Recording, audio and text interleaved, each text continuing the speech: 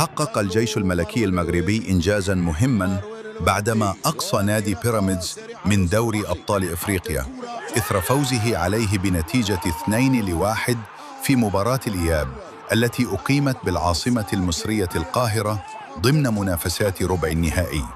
وكان لقاء الذهاب في الرباط قد انتهى بالتعادل 1-1 قبل أن يدخل الفريق المغربي مواجهة الإياب بعزيمة كبيرة على ملعب الدفاع الجوي.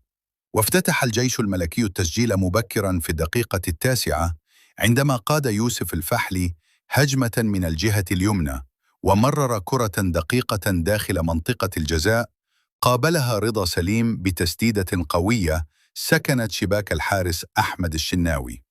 وفي الشوط الثاني وتحديداً عند الدقيقة 54 عاد رضا سليم ليصنع الهدف الثاني بعد تمريرة عرضية متقنة استغلها ربيع حريمات بنجاح، معززاً تقدم الفريق المغربي.